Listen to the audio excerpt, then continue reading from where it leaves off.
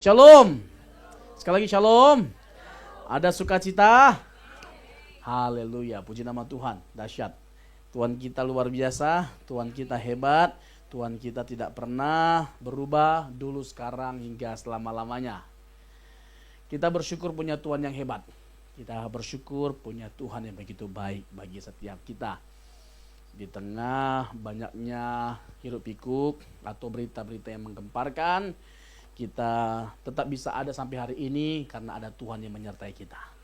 Haleluya. Hari ini saya akan menyampaikan kebenaran firman Tuhan dengan judul Iman yang Sejati. Iman yang sejati. Gak mungkin kita bisa hidup tanpa iman. Iman adalah sesuatu ya yang menguatkan kita di tengah kehidupan yang kita jalani. Tentu objek iman itu penting untuk kita perkarakan. Kepada siapa kita beriman, siapa yang kita percayai, dan mengapa kita mempercayai dia. Tapi intinya adalah iman adalah sesuatu yang menopang kita. Iman adalah sesuatu yang membuat kita bisa melangkah, bergerak. Iman adalah sesuatu yang membawa kita untuk terus melakukan ya apapun, meskipun di tengah tantangan yang begitu banyak. Ya, itu iman. Nah, saya ingin setiap kita untuk lebih dalam lagi belajar tentang iman yang sejati atau iman yang benar.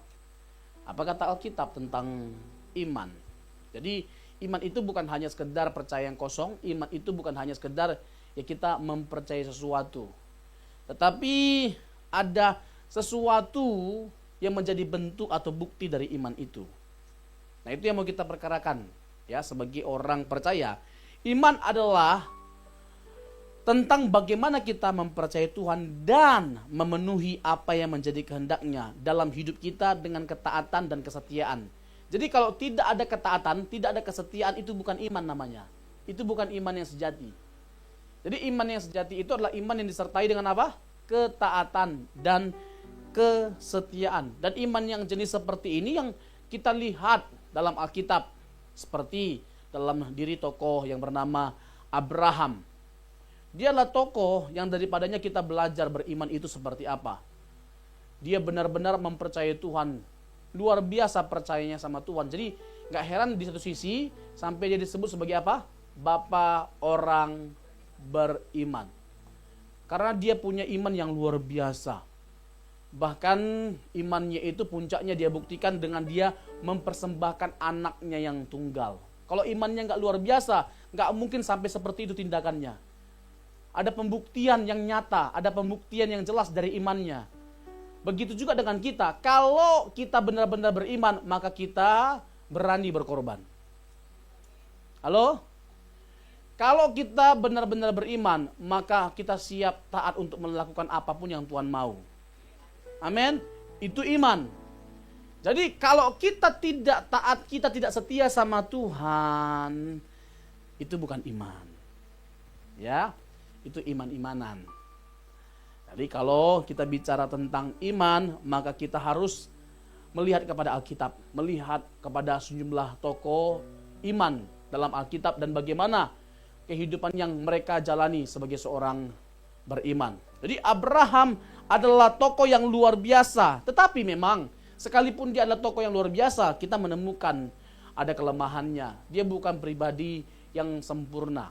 Sampai pada satu titik ada satu pribadi yang dalam kehidupannya dia sempurna, yaitu Yesus Kristus. Ketaatannya, pengorbanannya sempurna. Abraham, ya seperti yang saya katakan tadi, dia luar biasa. Tapi dia ada cacatnya, ada kelemahannya, ada kesalahannya. Dia pernah suatu kali diperhadapkan dengan raja, lalu dia ketakutan.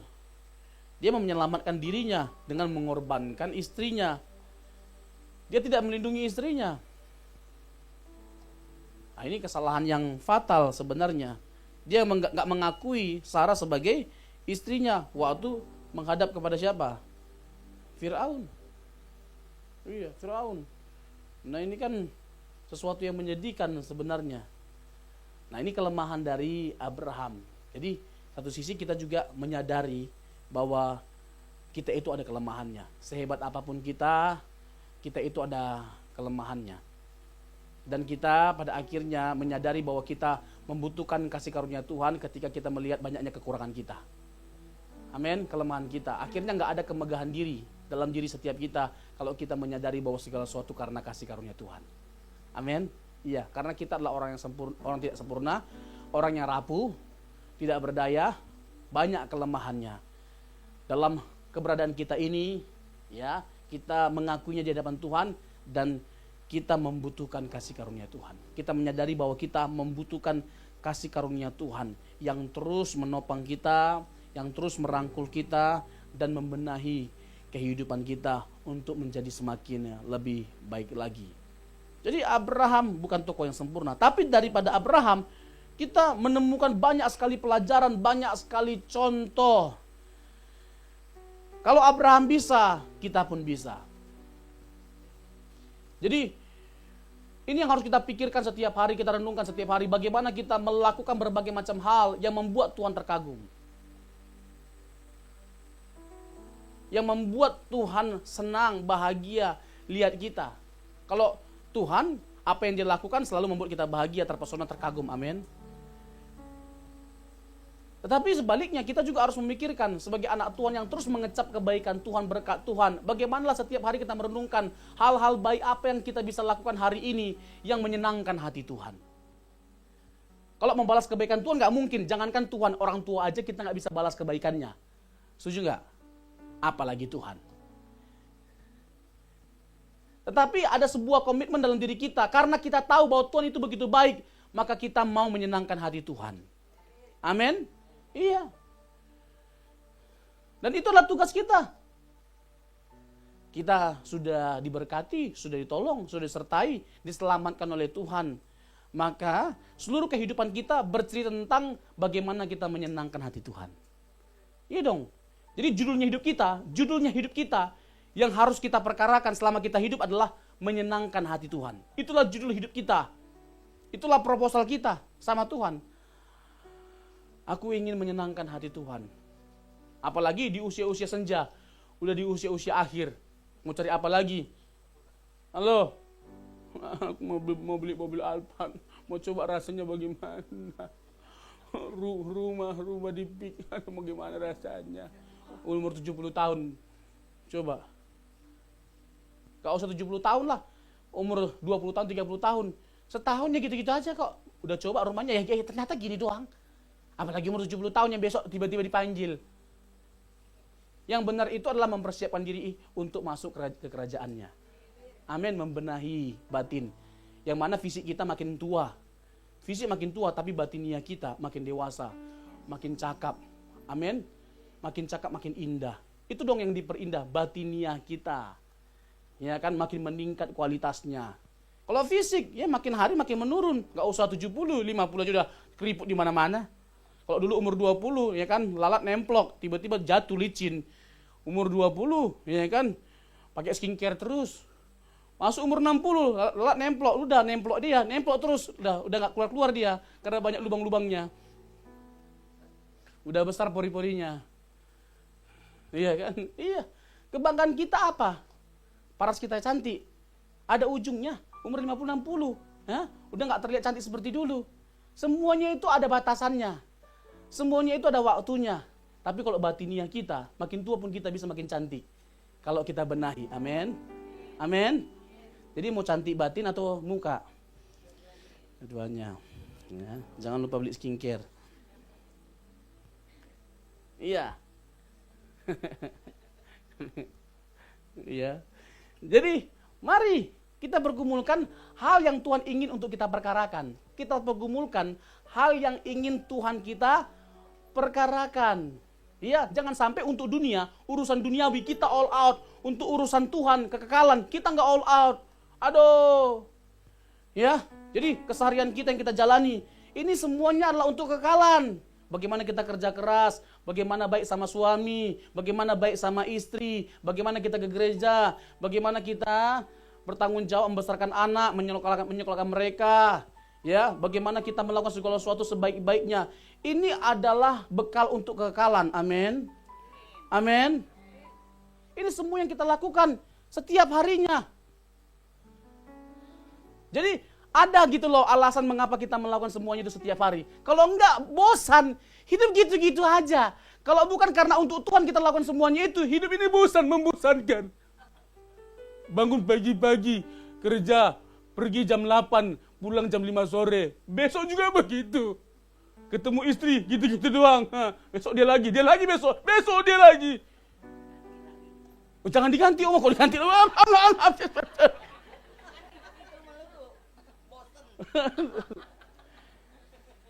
kita manusia bisa bosan, betul enggak? Hamba Tuhan aja bisa bosan.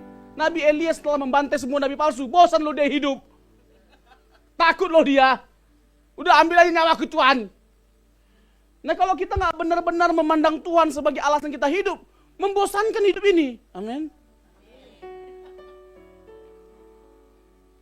Tetapi mau separah apapun keadaan kita, ekonomi kita, udah miskin, gak ada apa-apanya, gak terpandang, gak jadi masalah. Tapi hidup kita tetap penuh warna. Kalau apa? Hidup kita itu untuk Tuhan. Dan karena Tuhan. Amin. Iya dong, hidup kita persembahkan untuk Tuhan. Itu yang membuat hidup kita bermakna, berharga. Bukan harta kita yang banyak itu. Tapi ketika kita mempersembahkan hidup kita kepada Tuhan, itu yang membuat hidup kita berharga.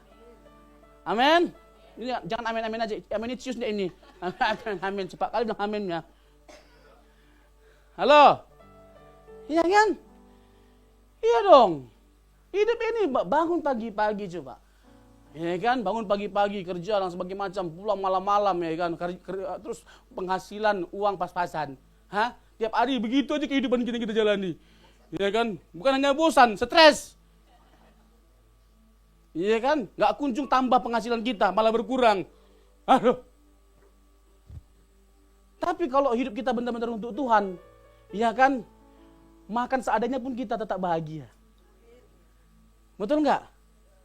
Iya, nggak punya mobil seperti orang lain, tetap bahagia. Masih bisa naik Gojek. Iya kan, tetap bahagia. Jadi jangan sampai kita berpikir karena naik mobil Alphard itu yang buat kita bahagia. Oh enggak, karena punya rumah mewah yang itu membuat kita bahagia. Oh enggak, salah kita. Meskipun nggak salah punya semuanya itu, amin. Iya, kita bahagia karena kita punya Tuhan yang hidup. Udah titik. Berikan tepuk tangan bagi Tuhan kita. Amin. Kita bahagia karena kita punya Tuhan yang hidup, Tuhan yang mengasihi kita, Tuhan yang memberkati kita, Tuhan yang tidak pernah mengecewakan, Tuhan yang terus menyertai kehidupan kita sampai hari ini dan selama-lamanya. Itu yang buat kita bahagia. Amin. Iya, karena kita punya Tuhan yang setia. Tuhan yang setia. Kita butuh bukan hanya Tuhan yang baik, tapi Tuhan yang setia. Dan itulah Tuhan kita, Yesus Kristus. Yang setia sampai mati dia mengasihi kita. Bukan setengah mati, sampai mati. Itu bukti kesetiaannya. Jadi gantungkanlah kehidupan kita, kebahagiaan kita pada Yesus yang setia. Suami pun bisa gak setia. Apalagi Oma, bini muda. Oma ini cari gara-gara aja.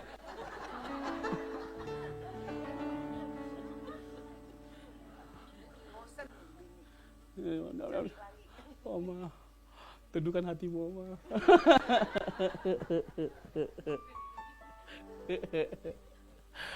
Iya kan? Halo. Iya. Aduh, kalau sekarang lihat orang yang tidak setia gampang kali. Lihat cerita yang baru ada artis itu yang nulis sesuatu itu selama 16 tahun. Selama 16 tahun atau umur 16 tahun ya? Saya lupa. Dia buat diary atau buku kalau nggak salah. Senar yang apa gitu ya? Senar. Wah, broken string. Kok jadi senar ya? String kan senar kan? Senar yang hancur. Keren juga ya judulnya. Ini kan puitis banget ya kan. Musisi kayaknya dia. Tapi sedih loh ceritanya. Ya kan? Tapi gak sedikit cerita sedih itu ada di keluarga kita. Dengan cerita yang berbeda-beda. Makanya kalau bukan Kristus yang kita izinkan memperindah keluarga kita, hancur kita. Serius. Hancur. Karena apa? Banyak hal yang mengecewakan. Tapi yang paling mengecewakan itu adalah ketika kita menuntut seseorang sempurna. Padahal kita nggak sempurna. Kita harus menyadari ketidaksempurnaan kita supaya kita mendapatkan pertolongan dari Dia yang sempurna. Amin. Kita menyadari dong, kita nggak sempurna, suami nggak sempurna, istri nggak sempurna, keluarga nggak sempurna, anak nggak sempurna. Tapi tetap bahagia kita. Karena apa? Karena kita mengizinkan Tuhan yang sempurna itu untuk terus mengubahkan keluarga kita, mengubahkan diri kita, anak-anak kita, istri kita, suami kita. Separah-parahnya suami pasti bisa berubah kalau terus kita bawa dalam doa. Amin. Separah-parahnya istri pasti pada akhirnya berubah kalau kita terus mendoakannya. Amin. Jangan pernah berhenti untuk berdoa. Jangan pernah berhenti untuk berdoa. Serahkan semua pada Tuhan. Pada akhirnya yang lebih baik itu selalu Tuhan sediakan. Bahkan dari apa yang kita pikirkan. Kita memikirkan yang ini yang baik. Tuhan gak kasih bukan karena Tuhan tidak sayang. Tapi karena ada sesuatu yang jauh lebih baik. Yang dari itu yang Tuhan sediakan. Dan bahkan berikan. Amin. Amin Bapak Ibu. Iya kan? Iya. Harus begini baru ada kita bahagianya, penghiburannya. Jadi hidup ini adalah tentang siapa? Tentang Tuhan. Bagaimana kita menyenangkan hati Tuhan di sepanjang kehidupan kita. Itulah judul dari kehidupan kita yang harus kita perkarakan selama kita hidup. Jadi tadi Abraham. Itu kelemahannya. Dia sampai korbankan istrinya demi menyelamatkan dia. Kira-kira bagaimanalah perasaan ibu-ibu ketika punya suami yang seperti ini? Ya? Mengorbankan ibu-ibu demi keselamatannya. Diperhadapkan gitu loh dengan satu bahaya yang nyata. Ya, memilih istri dan anakmu yang selamat atau kamu yang selamat. Langsung cepat-cepat dijawab, aku yang selamat. Hah? Gimana kira-kira perasaannya? Besoknya kita selesaikan. Ya. Jadi, cobalah. Kita bisa melihat sesuatu yang ternyata Abraham itu seorang yang luar biasa, tapi ada loh kelemahannya. Nah, sama seperti kita, sehebat apapun kita, ada kelemahan kita. Tapi nggak jadi masalah. Tuhan bukanlah Tuhan yang murka di setiap kelemahan kita. Dia bukanlah Tuhan yang murka di setiap kekurangan atau kesalahan yang kita lakukan. Dia adalah Tuhan yang tetap membuka tangannya di tengah kesalahan yang kita lakukan. Di banyaknya kelemahan kita. Dia Tuhan yang tetap membuka tangannya menerima kita apa adanya, bukan ada apanya. Karena kalau ada apanya, nggak ada apa-apanya kita ini. Amin. Iya, banyak kelemahan kita, banyak kesalahan kita, tapi dia tetap setia merangkul setiap kita. Amin. Ya, jadi jangan pernah takut bahwa seakan-akan Tuhan tidak menerima kita karena kita telah jatuh terlalu dalam. Sedalam-dalam apapun kita jatuh, anugerah Tuhan jauh lebih dalam dan bisa membawa kita untuk keluar dari kedalaman kejatuhan kita. Amin. Sebesar apapun kesalahan kita, anugerah Tuhan jauh lebih besar. Dia mampu mengubahkan kehidupan kita yang telah porak-poranda. Iya, puing-puing itu mampu dia susun kembali sampai membentuk kita menjadi pribadi yang indah. Itulah Tuhan kita. Dia alami semua bentuk kehancuran supaya kita yang hancur dibentuk Tuhan menjadi indah di hadapannya. Iya, tidak ada bentuk kehancuran yang Tuhan tidak alami. Tidak ada pribadi yang lebih dikecewakan selain Yesus. Tidak ada pribadi yang lebih dihianati selain Tuhan Yesus. Jadi kalau kita pernah dikecewakan, dihianati, Yesus juga alami. Dia alami semuanya itu supaya apa? Supaya kita yang pernah dihianati, disakiti, kita menjadi kuat seperti Yesus yang kuat. Bahkan dia menang di tengah semua bentuk kejahatan yang manusia reka-reka, yang manusia lakukan bagi dia. Supaya kita pada akhirnya menyadari bahwa di tengah kejahatan ada kebaikan loh. Di tengah masalah penderitaan yang begitu berat, ada kebaikan, ada keindahan, ada berkat, ada pertolongan. Amin, ada keselamatan. Amin. Dari Yesuslah kita bisa melihat bahwa ternyata ya penderitaan bisa menjadi alatnya Tuhan untuk menyatakan kebaikan yang jauh lebih besar daripada apa yang kita bayangkan. Amin. Iya. Jadi kalau hari ini kita sedang menderita, percayalah ada ya hal yang baik, ada berkat Tuhan sedang menanti kita. Amin. Kadang nggak jarang Tuhan mengemas berkatnya lewat masalah. Ya kan? Kalau bicara tentang masalah nggak ada yang mau masalah. Semuanya maunya langsung berkat aja. Tapi nggak jarang Tuhan mengizinkan untuk kita melewatinya. Melewati masalah itu, nggak langsung diambil masalah itu. Supaya apa? Lewat kita menjalani kehidupan kita dengan masalah itu, kita diperkuat karakternya, dibentuk karakternya, diperkuat imannya. Amin. Didewasakan oleh Tuhan. Supaya apa? Supaya setiap hari yang kita jalani, kita menggantungkan hidup kita kepada Tuhan. Nggak ada apa-apanya kita. Kita nggak bisa berpegang pada apapun karena kita nggak punya apa-apa. Akhirnya apa? Dalam keseharian kita bergantung sama Tuhan. Amin. Kan dahsyat kan? Dahsyat kan Tuhan itu? Ya dibuat kita menyadari bahwa kita nggak bisa hidup tanpa Dia. Jadi pada akhirnya kita terus bergantung sama Dia. Iya, diposisikan kita pada keadaan-keadaan di mana kita itu nggak bisa buat apa-apa. Ya pada akhirnya kita bergantung kepada Dia. Ini indah. Ini indah. Dan memang seharusnya seperti itu, kita membangun relasi kita sama Tuhan. Kedekatan kita sama Tuhan. Ya, Tuhan mau kasih tahu sama kita bahwa kalau tanpa Dia, kita nggak bisa. Tapi kalau bersama dengan Dia, apapun bisa. Amin. Tanpa Tuhan apapun kita nggak bisa. Tapi bersama dengan Tuhan apapun kita bisa. Bersama Yesus kita cakap menanggung segala perkara. Jadi waktu kita nyanyi, ya bukan hanya sekedar kita nyanyi, harus direnungkan kata-katanya. Dan dihidupi kata-kata itu, dibuktikan lewat kehidupan kita. Jadi jangan hanya nyanyi aja, segala perkara dapat ku tanggung. Tapi baru dikit masalah Tuhan tidak kuat lagi ya gitu. Nangis boleh nggak? Kalau masalahnya berat, boleh. Tapi kalau tiap hari nangis, mana kekuatannya? Mana segala perkaranya? Segala perkara dapat ku tanggung. Tapi tiap hari dihiasi dengan tangisan. Nangis nggak? Bukan nggak boleh, boleh. Nangislah. Kalau lagi berat kehidupanmu, nangis. Jangankan Bapak Ibu saya aja pendeta nangis. Kalau lagi berat-beratnya, berat kali Tuhan. Tetap nangis ya. Tapi kalau kita nangis terus. Itu bukti kelemahan, bukan kekuatan. Halo? Kita percaya tujuannya bukan supaya tidak ada masalah, tapi supaya kita kuat menghadapi masalah. Amin? Iya, sebesar-besarnya masalah kita, Allah kita jauh lebih besar. Aku susah Tuhan. Hidupku berat Tuhan. Tapi aku punya Tuhan yang hebat. Harus begitu dong, tepuk tangan bagi Tuhan kita. Iya, aku punya Tuhan yang dahsyat. Aku punya Tuhan yang setia. Tuhan yang gak pernah berhenti menyertai aku, memelihara kehidupanku sampai hari ini. Dan Dia tidak akan pernah meninggalkan setiap kita. Amin. Beri tepuk tangan Oma. Ini kayak gini dong, kayak gini Oma, mantap ini. Jangan ganti yang baru.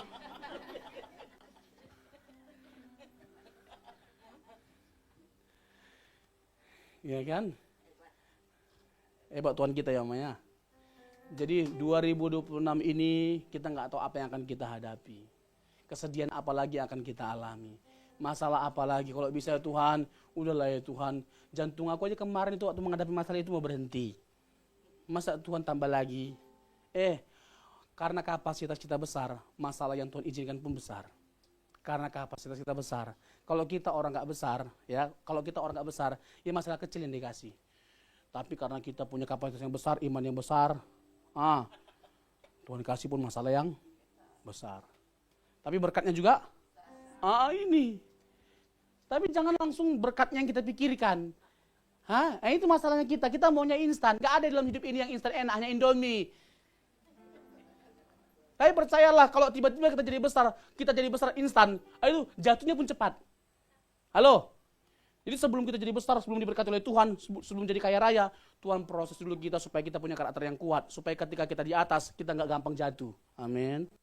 Iya, kita dengan semua potensi kita yang ada, talenta, kemampuan yang ada, dan berkat Tuhan, itu mungkin banget kita sampai di atas. Tapi ingat ya, karakternya yang membuat kita bisa bertahan di atas puncak.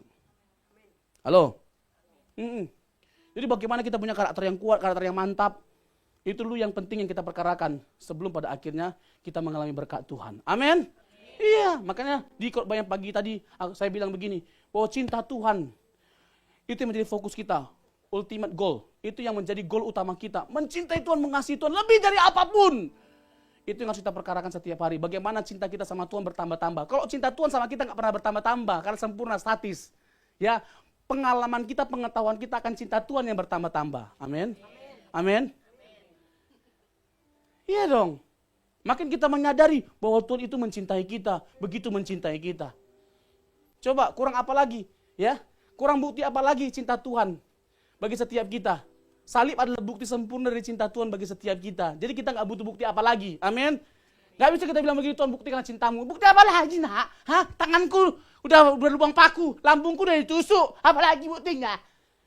Mau bukti apa lagi? Kita nggak perlu bukti apa-apa. Amin. Amin. Kalau kita mau tanya sama Tuhan, Tuhan mau nggak disalibkan? Mau nak. Tuhan mau nggak tangannya di lubang paku? Mau nak. Di mahkota duri yang panjang-panjang? Mau nak, kata Tuhan. Dan aku sudah buktikan 2000 tahun yang lalu. Coba apa lagi yang mau kita minta sama Tuhan? Kalau itu aja dia mau, dia lakukan gitu loh. Dengan dia jadi manusia, dia rasakan loh. Sakit itu dia rasakan loh, dia alami. Sakit itu dia alami. Itu udah bukti cinta terbesar. Ketika dia tetap mau mencintai kita meskipun dia mengalami rasa sakit, itu bukti cinta terbesar dari Tuhan kita. Jadi bukan hanya yang baik-baik berkat uang dikasih. Nah, itu gak seberapa. Saya kasih uang sama Bapak Ibu, bisa aja dengan mudah saya lakukan. Minta 1 juta, saya kasih. Oma minta 1 juta, saya kasih. Tapi kalau Oma, ini kita harus kerja sama. Biar khotbahnya sukses. Iya kan? Saya diminta 1 juta sama Oma. Saya bisa aja dengan mudahnya kasih 1 juta. Tapi kalau Oma bilang, saya mau pendeta mati, gantiin saya. Belum tentu saya mau. Betul nggak? Terus tiba-tiba Oma minta, ya kan, Pak Pendeta tangan saya ini mau ditusuk ini sama orang. Ini, tolong dong gantiin saya. Gampang kali ngomongnya. Tapi udah pasti nggak saya mau? Belum tentu. Karena itu jauh lebih berat daripada hanya sekadar ngasih uang 1 juta. Tapi Yesus kita, bukan hanya dia berkati kita dengan materi. Bukan hanya dia berkati kita dengan tertawa bahagia. Tapi dia berkati kita dengan penderitaan dan pengorbanannya di atas kayu salib. Berikan tepuk tangan bagi Tuhan kita. Itu bukti cinta yang sempurna, yang dahsyat, yang luar biasa. Tuhan kita sendiri loh. Tuhan kita sendiri loh. Jadi ya, semuanya itu membuat kita terhibur waktu kita mengalami rasa sakit.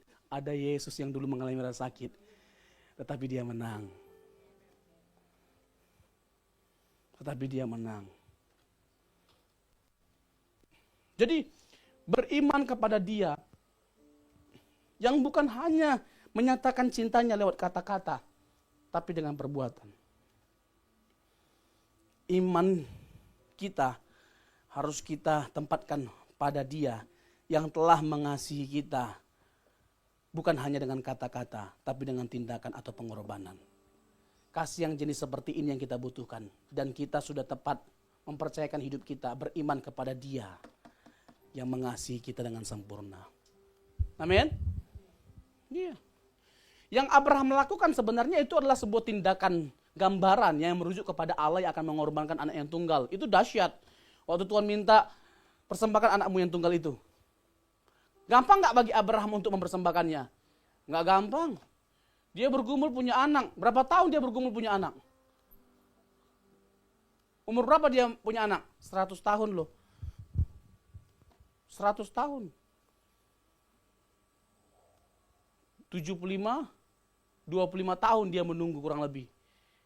Umur 75 tahun untuk kali pertama dia menerima janji Tuhan bahwa dia akan punya anak. 25 tahun itu waktu yang singkat atau waktu yang lama?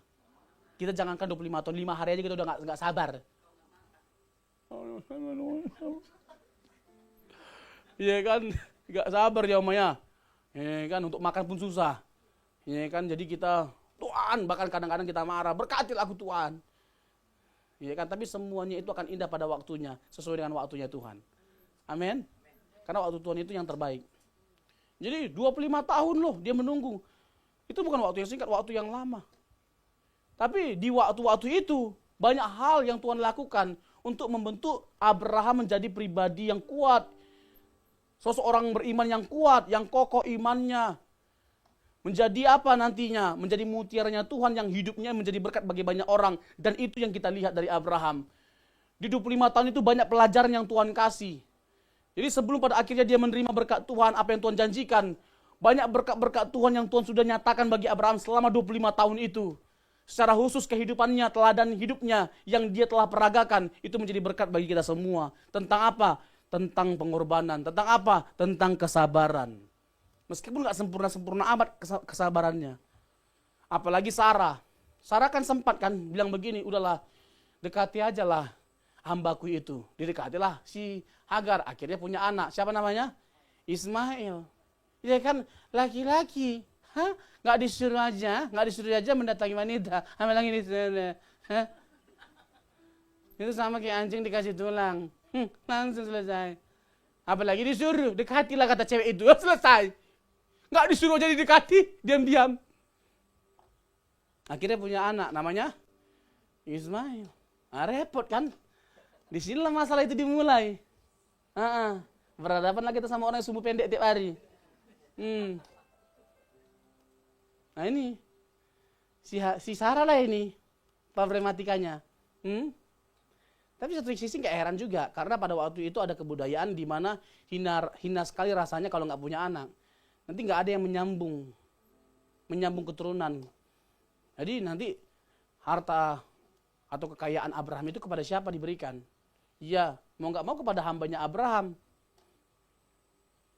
Nah makanya akhirnya yaudahlah supaya ada keturunan kita, ya dikasihlah hambanya Hagar. Itulah lahir namanya Ismail. Itu aja udah jadi problematika. Waktu dikorbankan anaknya, siapa yang dikorbankan? Sampai sekarang gak selesai. Apalagi keturunan mereka. Capek kali kita. Iya kan? Ibadah kita gak pernah tenang. Digusur. Iya kan? Kemarin di Bandung Natal KKR. Pak Stephen Tong. Terus mereka buat gaduh. Dilarang. Aduh. Tapi udahlah ya kan. Kalau kita ngomong lebih panjang lagi, tiba-tiba nanti kita masuk penjara. Jadi malas satu sisi. Tapi ya udahlah, nggak jadi masalah. Mereka pun juga ya adalah orang-orang yang bisa aja Tuhan pakai untuk melatih kesabaran kita. Ya, untuk membawa kita tetap dekat sama Tuhan, nggak jauh dari Tuhan. Ada kalanya memang betul sih, aniaya itu membuat kita dekat dengan Tuhan. Iya, justru keamanan, kenyamanan membuat kita jauh dari Tuhan. Udah nyaman, merasa bahwa kita bisa melakukan apapun. Nah ini repot. Iya, ini lemak bagi iman kita. Ini jadi lemak ini. Ya, tapi penganiayaan, kesukaran itu bisa menjadi vitamin bagi jiwa kita. Karena apa? Lewat semuanya itu kita dekat dengan Tuhan, cari wajah Tuhan terus, mencari pertolongan Tuhan terus. Ya kan? Padahal Kejadian pasal 22 udah jelas. Bawalah anakmu yang tunggal itu namanya Ishak. Disebut namanya. Hah? Tapi ya ada aja bentuk perlawanan mereka. Tapi kan pokoknya. Kalau udah pokoknya udah susah. Udah repot kita, udah terserah kau lah. Kalau kita lihat Alkitab, jelas jawabannya ada. Ishak, bukan Ismail. Lalu sebelumnya dia kan bergumul hebat. Saya yakin gak gampang bagi Abraham untuk mempersembahkan anaknya. Pasti dia bergumul hebat karena dia lama loh untuk dapatkan anak itu. Lagi lucu-lucunya tiba-tiba Tuhan suruh, udah persembahkanlah anakmu yang tunggal itu. Bisa aja Abraham berkata demikian, Tuhan janganlah anakku, istriku aja ya Tuhan. Udah 2 kali di Tuhan, udah gak lagi menariknya, udah gak menarik lagi.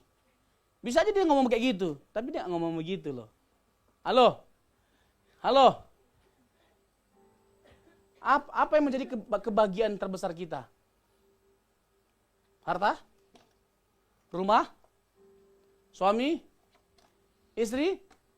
Anak-anak? Harusnya tidak. Harusnya kebahagiaan terbesar kita hanyalah Tuhan.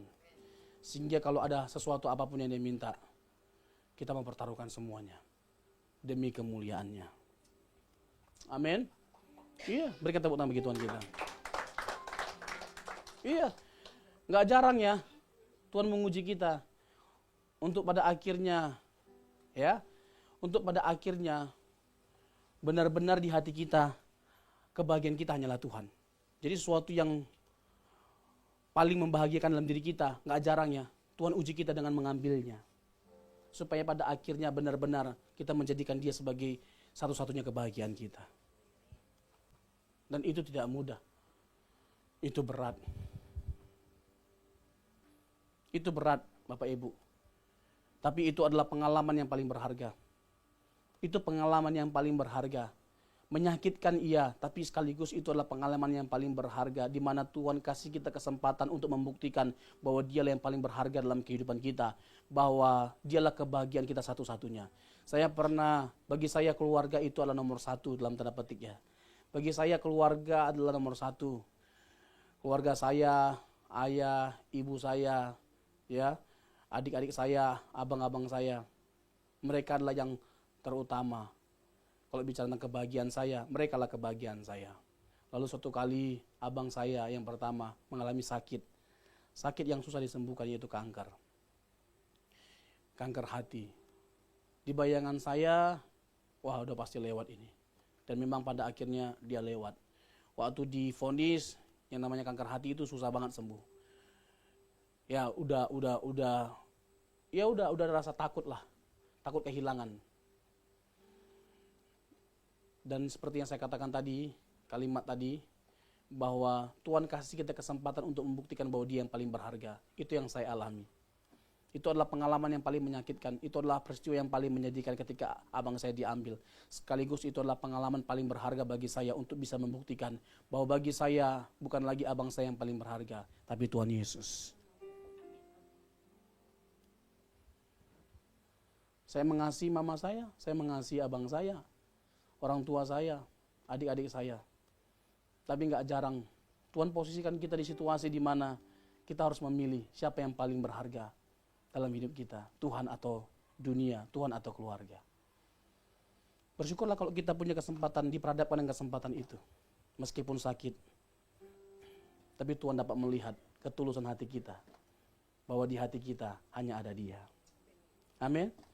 Injil Lukas berkata, kalau kamu tidak membenci saudaramu, laki-laki perempuan, ayahmu, ibumu, kamu tidak layak bagiku.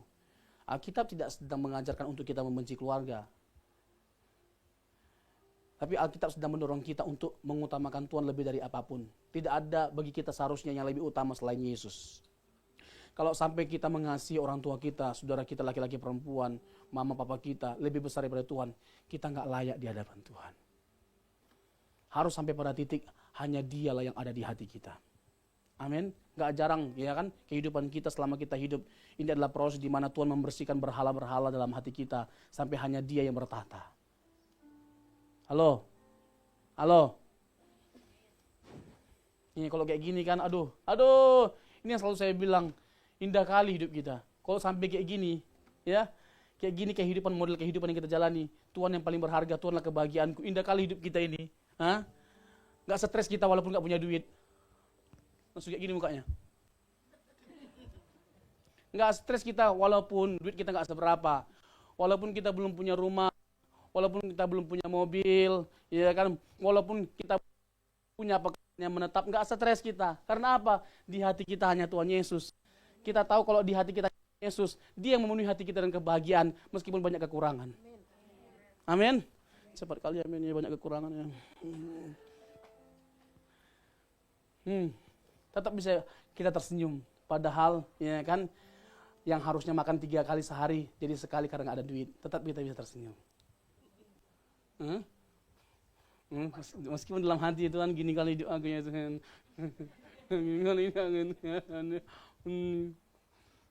Ya kan bisa tersenyum, tetap bisa tersenyum. Karena apa? Karena di hati kita ada Yesus. Dari Dia kita dapatkan semuanya. Ya kan? Berkat dari Dia, pertolongan dari Dia, mujizat dari Dia. Ya kan, keselamatan dari Dia. Coba, semuanya itu kita dapatkan kalau hanya Tuhan yang ada di hati kita. Amin. Berikan tepuk tangan bagi Tuhan kita. Iya. Jadi beriman itu adalah tentang pembuktian ketaatan atau kesetiaan kita kepada Dia yang telah mengasihi kita. Kalau hanya sekedar percaya sama Yesus, setan juga percaya. Matius pasal 8 di Gadara, yang ada orang yang kerasukan, ya yang banyak gitu loh, legion. Mereka juga percaya, dan bukan hanya percaya, gemetar. Ya, Yakobus 2 ayat 18-19, gemetar. Ya, di Matius pasal 8 itu mereka bilang begini, apa urusanmu anak Allah yang maha tinggi? Apakah engkau hendak menghakimi kami sebelum waktunya? Takut loh mereka. Mereka percaya Yesus Tuhan Allah yang maha tinggi, percaya. Jadi kalau hanya sekedar percaya bahwa Yesus adalah Allah Tuhan, ya setan juga percaya. Bukan percaya seperti itu yang Tuhan inginkan dari setiap kita, tapi percaya yang disertai dengan pembuktian bahwa kita mau taat setia apapun yang terjadi, aku setia sama Yesus. Amin. Aku tetap setia mengasihi Yesus.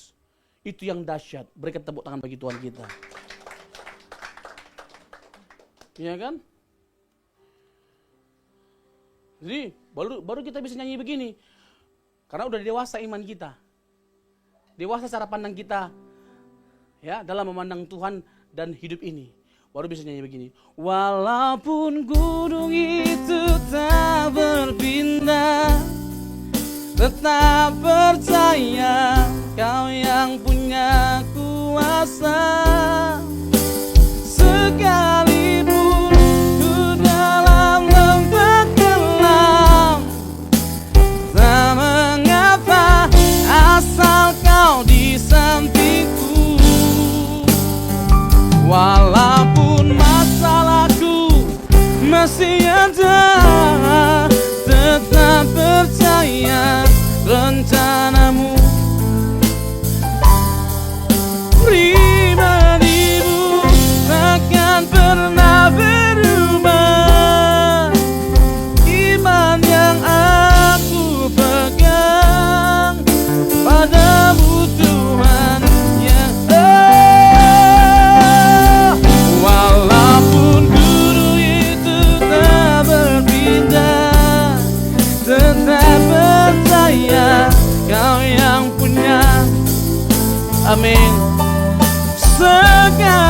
Meskipun ku dalam lembah kelam, entah mengapa asal kau di sampingku.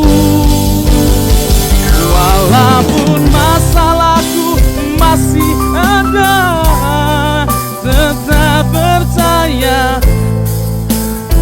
Sungguh indah pribadimu, takkan pernah berubah.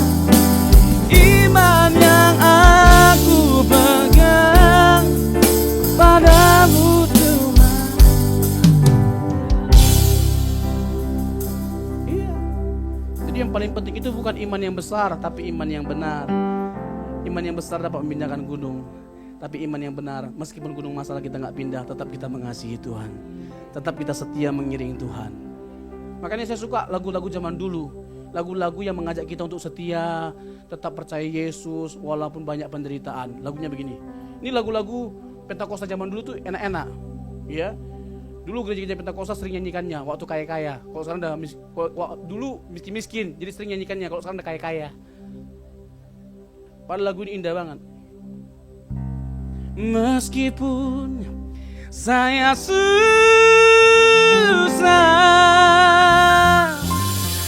menderita dalam dunia, saya iring Yesus sampai selama-lamanya. Meskipun pikul salib, meskipun pikul salib, sangkal diri tiap hari. Saya iring Yesus sampai selama-lamanya. Orang Kristen sejati dapat berkata demikian, diberkati atau tidak diberkati, disembuhkan atau tidak disembuhkan, aku akan tetap mengiringi Yesus sampai selama-lamanya. Karena Yesusku lebih besar, lebih kubutuhkan daripada aku disembuhkan. Yesusku lebih aku butuhkan daripada aku diberkati. Karena dialah segala-galanya dalam hidupku. Dia bukan hanya pusat dunia, tapi dia pusat kehidupanku. Orang yang seperti ini adalah orang yang paling berbahagia. Orang yang seperti ini adalah orang yang paling merdeka, sekalipun banyak masalahnya. Sekaligus adalah orang yang paling kuat. Karena apa? Bukan karena dia hebat, tapi karena ada Tuhan yang pasti menguatkannya. Berikan tepuk tangan bagi Tuhan kita. Tuhan Yesus memberkati.